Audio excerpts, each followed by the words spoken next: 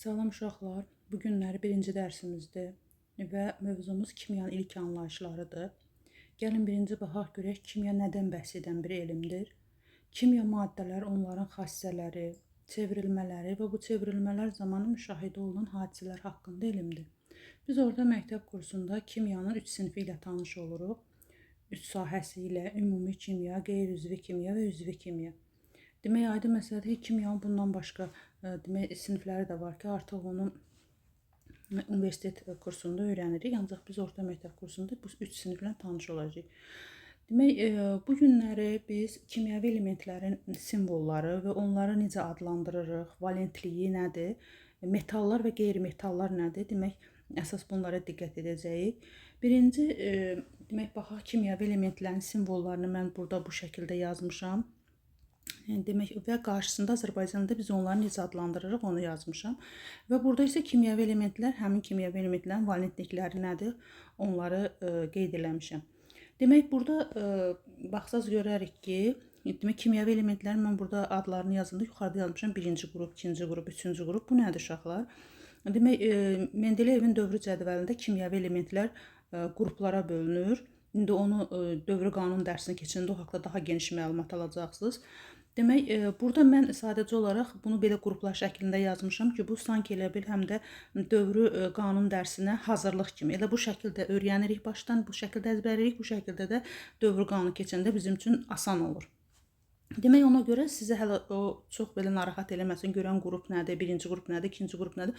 Sadəcə olaraq bu şəkildə hələ öyrənin, sonra növbəti irəliləyən bölmələrdə o haqda geniş məlumat alacaqsınız. Demək, indi birinci qrupa baxaq uşaqlar. Birinci qrup elementləri hidrogen, lityum, natrium, kalium, iridium, cesium və fransiyumdan ibarətdir. Demək, bunu mən necə bu şəkildə yazmışam uşaqlar, lityum, natrium, kalium, iridium, cesium, fransiyum. Elə o ardıcıllıqla da əzbərləsəz çox yaxşı olar. Nəyə görə?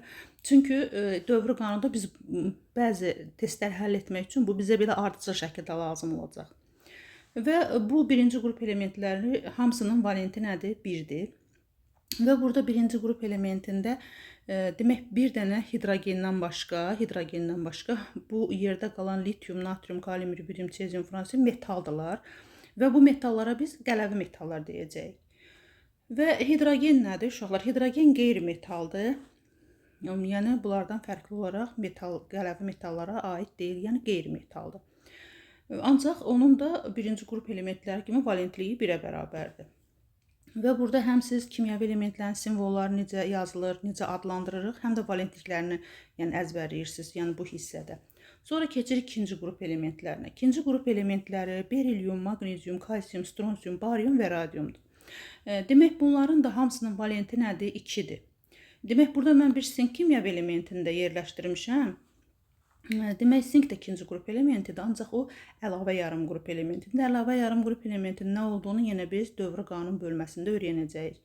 Burada nəyə fikir veririk uşaqlar? Burada demək, bu 4 kimyəvi element, bunlar qələvi torpaq metalları adlanır. Yəni bu 4 metal, ancaq berilyum, maqnezium qələvi torpaq metallarına aid deyil. Aydın məsələdir ki, sink də aid deyil.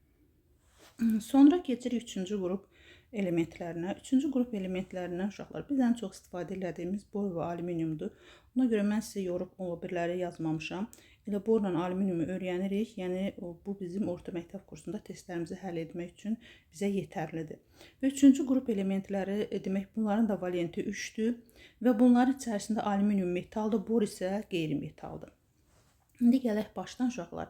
Demək, birinci, ikinci, üçüncü qrup elementləri sabit valentli kimyəvi elementlər adlanır. Burada yazılıb sabit valentli kimyəvi elementlər. Sabit valentli kimyəvi element nə deməkdir? Yəni birinci qruplar yalnız 1 valentli, ikinci qruplar yalnız 2 valentli, üçüncü qruplar isə yalnız 3 valentli olur. Yəni ondan başqa valentlik göstərmirlər.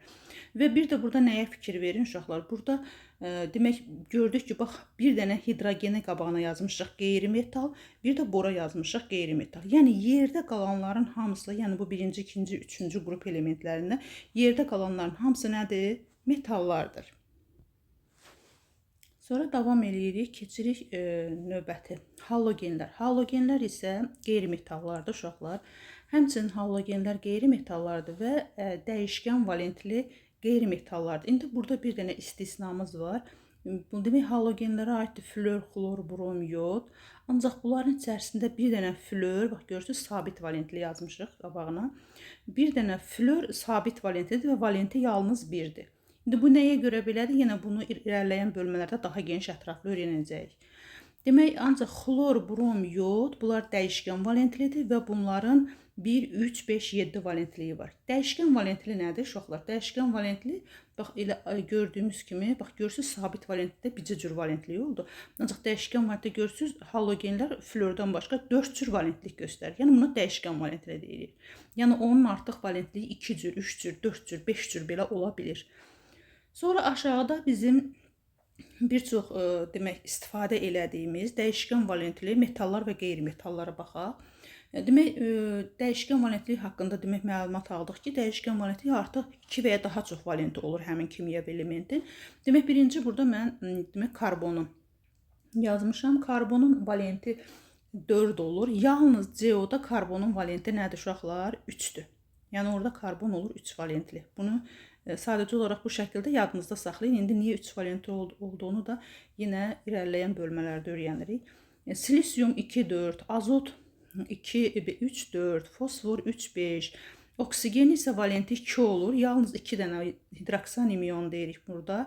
Yəni H3O müsbət iyondur və CO-da valenti 3 olur. Yəni siz hələ 2 kimi yadınızda saxlayırsınız. Yəni bunun nəyə görə belə olduğunu artıq o bölmədə biz ətraflı məlumat alacaqsınız. Sonra kükürdün valenti 2, 4, 6-dır. Sonra dəmir. Dəmir uşaqlar Azərbaycan dilində demək bu ferrium. Latınca adı ferrium olduğu üçün Fe yazılır. Yəni latınca adı ferriumdur, Azərbaycan dilində dəmirdir. Valenti də 2 ilə 3-dür. Sonra kuprium, latınca adı kuprium, yəni mis və ona görə Cu yazılır. Yəni latınca adına görə, latınca adının qısaldılmış formasıdır. Ancaq Azərbaycan dilində biz ona nə deyirik? Mis deyirik və valenti də 1-2-dir. Eləcə də civə, yəni hidrargium, valenti 2, bir də demək 1-dir. Sonra gümüş, latınca argentiumda, Azərbaycanca gümüş 1-2-dir. Qızıl, aurumdur, latınca Azərbaycan dilində 1-2-dir. Valentliyi, daha doğrusu Azərbaycanda qızıldır, valentliyi isə 1-2-dir. Sonra baxırıq manqana. Manqanın valentliyi uşaqlar çoxdur. Onu daha asan şəkildə yadınızda saxlamaq üçün deyirsiniz ki, 1-dən 5-dən başqa. Yəni valentlik 7-yə qədər olur. Bu da 1-dən 5-dən başqa bütün valentlikləri göstərir. Xromun valenti 2, 3, 6-dır. Kobaltın valenti 2, 3-dür. 2, 3-dür. Platinin valenti 2, 4-dür. Yəni bu isə dəyişkən valentli nədir? Kimyəvi elementlərdir. İndi burada nəyə fikir veririk uşaqlar? Burada yuxarıda 1-ci, 2-ci, 3-cü qrup elementlərdə metalları, qeyri-metalları tanıdıq. Yəni 2 dənə qeyri-metalımız oldu. Biri hidrogen oldu, biri də bor oldu. Qalanı metal oldu. Halogenlər nə oldu? Qeyri-metallardır hamısı. İndi burada aşağıda yazdığımız kimyəvi elementlərdə demək burada bax bu dəmirə qədər karbondan, bax bu dəmirə qədər bunlar hamısı qeyri-metaldır. Yəni karbon, silisium, azot, fosfor, oksigen, kükürt qeyri-metaldır. Və dəmirdən bax bu platin də daxil olmaqla, yəni bu heliuma qədər bunlar nədir? Dəyişkən valentli metallardır. Yəni bunlar hamısı nə oldu? Metal oldu. Aha. Sonra indi gəlirik növbəti helium, neon, argon, kripton, ksenon, radon. Bunlar nədir uşaqlar? Bunlar heç bir valentlik göstərməyən kimyəvi elementlərdir və bunlara təsirsiz qazlar, bəzən nəcib qazlar deyirik.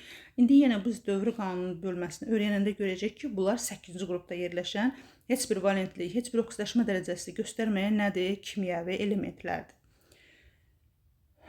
Sonra davam eləyək nə ilə? Demək, cisim nədir, maddə nədir, molekul nədir, atom nədir?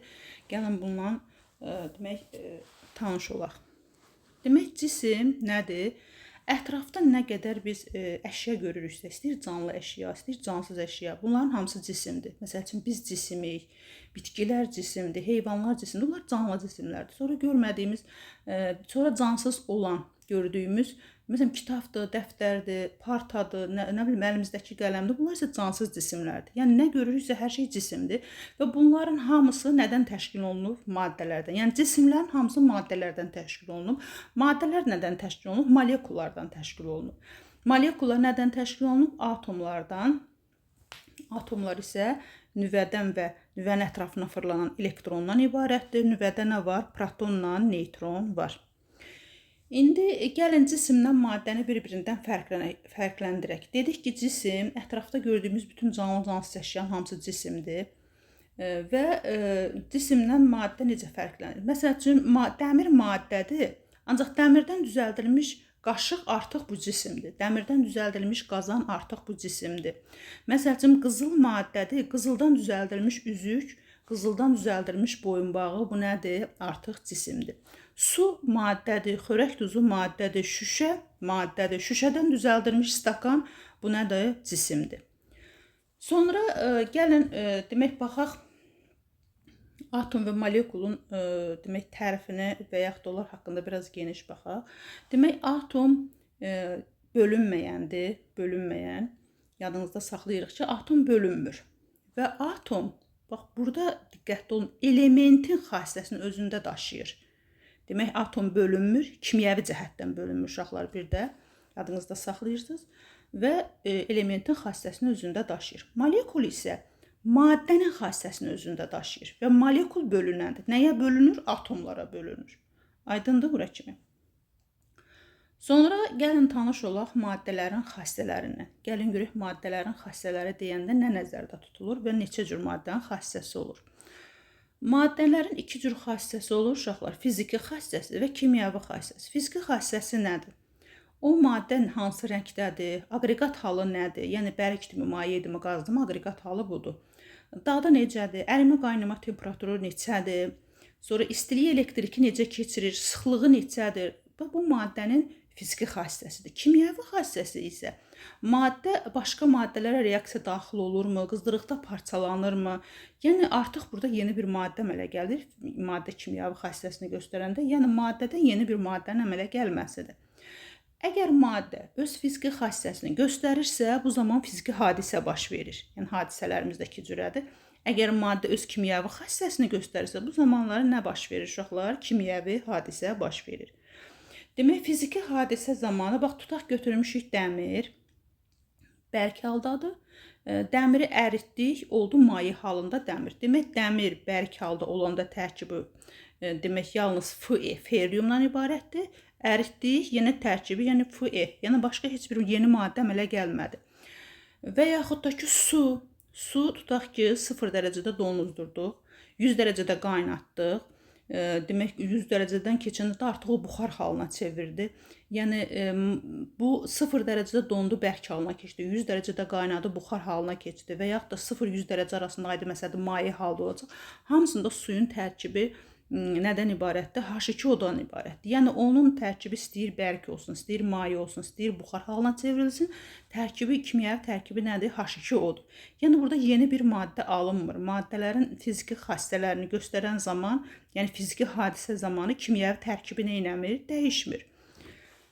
Məsəl üçün, burada növbəti misallarda kartoşkadan nişastanın alınması, havadan oksigenin alınması, havadan azotun alınması, bunlar nədir uşaqlar? Fiziki hadisələrdir. Kimyəvi hadisələr nədir? Kimyəvi hadisələr zamanı maddədən artıq burada yeni maddələr əmələ gəlir.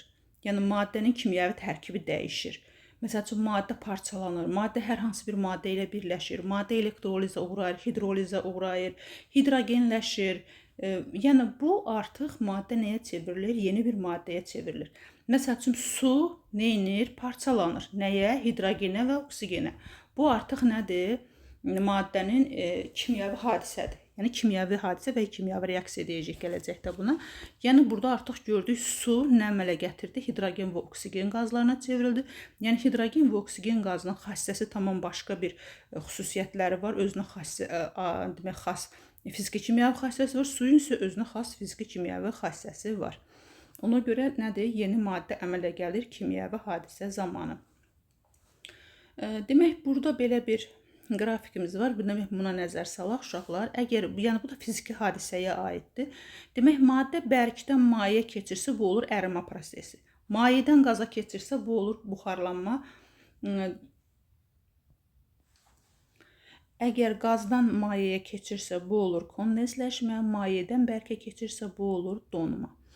Demək, bundan başqa uşaqlar, bəzi maddələr var, onlar bərk haldan birbaşa keçir qaz halına. Buna hansı maddələr aiddir? Məsəl üçün, quru buz. Quru buz, demək, quru buzun tərkibi nədən ibarətdir? Quru buzun tərkibi demək, CO2-dir. CO2. Gələcəkdə biz buna karbon qaz deyəcəyik. Demək, və yaxud da yod. Yəni, bu maddələr, bu quru buz və yod bərk halından birbaşa keçir qaz halına, yəni maye hala keçmədən. Yəni, bu hadisəyə biz sublimasiya hadisəsi deyəcəyik. Yəni, bunu siz bəlkə marketlərdə də görmüsünüz. Demək, orada məhsulları saxlamaq üçün buzdan istifadə edirlər. Hansı ki, onlar quru buzdur. Görürsünüz, o marketlərdə o buzlu saxlanan nəylərsədədir. Tutaq ki, marojnada ağzının açında görürsünüz, orada buxar çıxır. Yəni, orada o quru buz bərk halından birbaşa keçir qaz halına. Yəni, bu hadisə olur sublimasiya hadisəsi.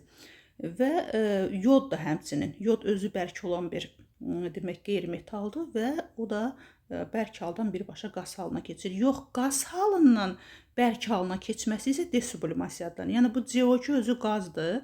Onu buz halına keçirəndə bu hadisə olur nə? Desublimasiya. Və bunu da yadımızda saxlayırıq. Sonra indi gəlin baxaq uşaqlar. Yəni, bu istiqamətdə, yəni bərk maye qaz istiqamətində maddənin sıxlıqları, qaynama temperaturu, molekullar arasındakı cazibə qüvvəsi neynir? Azalır.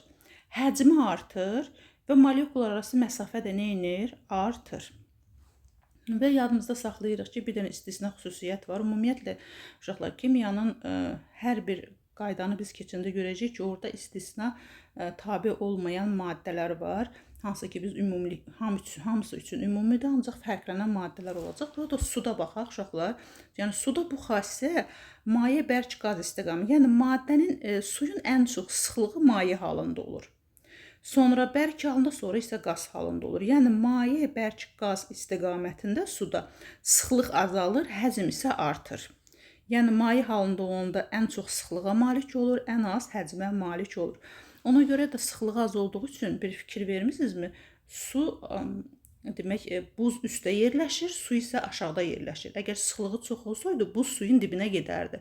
Demək, bu şəkildə yadınızda saxlayırsınız ki, buz suyun üzərindədir, ona görə də buzun sıxlığı nədir? Azdır. Və maddələr ən çox həcmi, ən böyük olan halı qaz halında olur uşaqlar. Qaz halında verilən bütün həcmi tutur. Sonra baxaq bərk maddə. Bərk maddə həm formasını, həm həcmini saxlayır. Mayələr isə formasını saxlamır. Məsəl üçün, tutaq ki, bir stəkan su götürmüşük. Stəkanda qoyacaq, stəkan formasını alacaq. Nəlbəkiyə tökəcək, nəlbəkiyin formasını alacaq. Ancaq həcmini saxlayır. Yəni, bir stəkan 200 qramdırsa, o stəkanda da 200 qram olacaq, nəlbəkidə də 200 qram olacaq. Qazda isə nə formasını, nə də həcmini saxlayır. Və ən böyük nəyə malik olur uşaqlar? Həcmə malik olur. Yəni, qaza verilən formanı, qaza verilən həcmi ona artıq, məsəl üçün, tutaq ki, butulkadadır. Demək, butulkanın formasını, butulkanın həcmini götürüb, sonra biz onu qazı açdıq, otağa əlavə elədik. Otağın formasını, otağın həcmini götürəcəkdir. Sonra davam edək uşaqlar. Burada belə bir qrafiklərimiz var. Bunlara diqqət yetirək və yadımızda saxlayaq. Demək, bərk maddənin həcmi artanda kütləsi də artır. Bax, məsəl üçün, tutaq ki, siz bir kitab böyüklüyündə dəmir götürmüsünüz. Sonra ikinci bir dəmir də kitab böyüklüyündə götürdünüz. Nə oldu? 2 kitab böyüklükdə nəyimiz oldu? Dəmirimiz oldu. Demək, burada bunun həcmi artdı. Bayaq bir kitab qədər idi. Həmin dəmirin həcmində 2 kitab qədər oldu. Və bu zaman kütlə də artacaq, aydın məsələ. Tutaq ki, bir kitab qədər dəmirimizin kütləsi, tutaq ki, 300 qram idisə, 2 kitab qədər dəmirimizin kütləsi olacaq 600 qram. Ona görə bərk maddənin həcmi artanda kütləsi də neynir? Artır. Sonra qazlara baxaq. Qazların isə kütləsi artanda həcmi artmır. Məsəl üçün, tutaq ki, biz hər hansı 2 litrlik bir balona qaz yerləşdirmişik, 1 litr. Sonra gətirdik, 1 litr də əlavə elədik. Bu zamanları yenə o, demək, molekul arasındakı məsafə onlarda çoxdur axı. Yəni, orada sıxılacaqlar da onlar. Ona görə həmin qaba yerləşəcək, ancaq kütləsi artacaq. Yəni, kütlə artır, həcm artmır qazlarda. Sonra kütlə ilə sıxlığın qrafikinə baxaq, uşaqlar. Demək, bərk və mayelərdə kütlə burada qrafik üzr istəyirəm, səhv düşüb, belə olmalıdır. Demək, burada bərk və mayelərdə kütlə artdıqca onların sıxlıqları artmır. Bu nə deməkdir? Məsəl üçün, bax, tutaq götürmüşük 1 qram alüminium. Sıxlığı 2,7-dir. Sonra götürmüşük 100 qram alüminium. Yenə sıxlığı 2,7-yə bərabər olacaq. Yəni kütlə artdıqca sıxlıq dəyişmir. Həmçinin mayelərdə də elədir. Sonra kütlə ilə sıxlıq qaz üçün baxırıq. Qazlarda kütlə artdıqca, tutaq ki, hər hansı bir qabda qaz var, ora yenə hər hansı, yəni həmin qazdan yenə əlavə elədik, qabda sıxlıq nə edəcək? Artacaqdır. Sonra gəlin maddələrlə tanış olaq. Uşaqlar, gəlin görək maddələr nədir və neçə cür olur. Demək, maddələr iki cür olur uşaqlar. Saf maddələr və qarışıqlar. Demək, saf maddə nədir? Bunu yadınızda saxlayın. Mən də burada konspektdə sonra əlavə konspekt var. Orada o haqda məlumat yazmışam. Ancaq burada bu konspektdə yoxdur. Ona görə yadınızda saxlayın ki, saf maddə sabit fiziki xassəyə malik olan, sabit tərkibə malik olan, kimyəvi formula malik olan maddələrə biz saf maddələr deyirik. Yəni, saf maddənin kimyəvi formulu var, saf maddənin özünə xas sabit fiziki xassəsi, yəni sabit qaynama temperaturu, sabit ərimə temperaturu. Orada maddələr hər hansı kütlə nisbətindən bir-birindən birləşir, yəni fərqli ola bilməz. Və buna deyirik nə? Saf maddələr. Və bir də var qarışıqlar. Qarışıqlar da adından məlum olduğu kimi artıq orada 2 və ya daha çox maddələr var.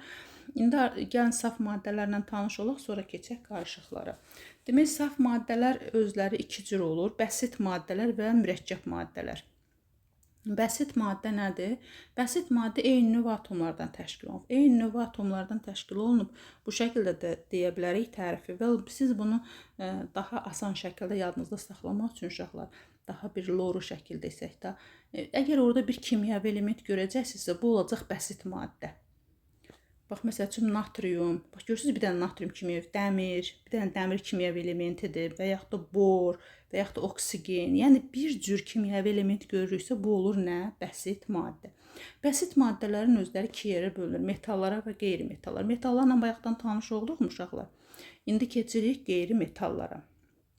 Demək, metallarla tanış olduq. Bayaqlar 1-ci, 2-ci, 3-cü qrup elementlər içərisində metal və qeyri-metallar və dəyişik komponentlərin içərisində qeyri-metallar və metallarla tanış olduq. İndi keçirik qeyri-metallar özləri metallardan fərqli olaraq bir atomlu maddələr əmələ gətirə bilir və çox atomlu maddələr əmələ gətirə bilir.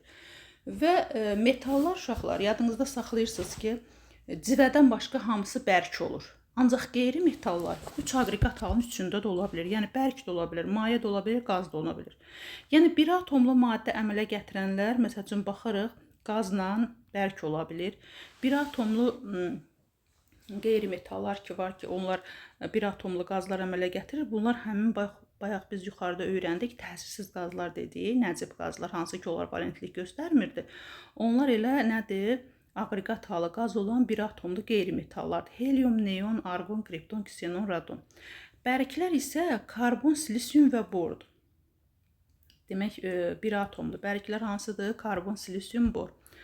Və çox atomlu maddələr əmələ gətirən qeyri-metallara baxsaq, onlar qaz, maye və bərk olur. Qaza aiddir azot, oksigen, hidrogen, xlor, flor, ozon. Bax, görürsünüz, bunların hamısının aşağısında nə yazılıb? İndeks yazılıb. Yəni, sağ tərəfdə aşağıda yazılan o rəqəmlər nələr adlanır uşaqlar? İndeks adlanır. Maye halında olan bromdur, bərk halında olan isə S8P4 yod 2, yəni kükürt, fosfor və yoddur. Bunlar da nədir? Çox atomlu bərk maddələrdir.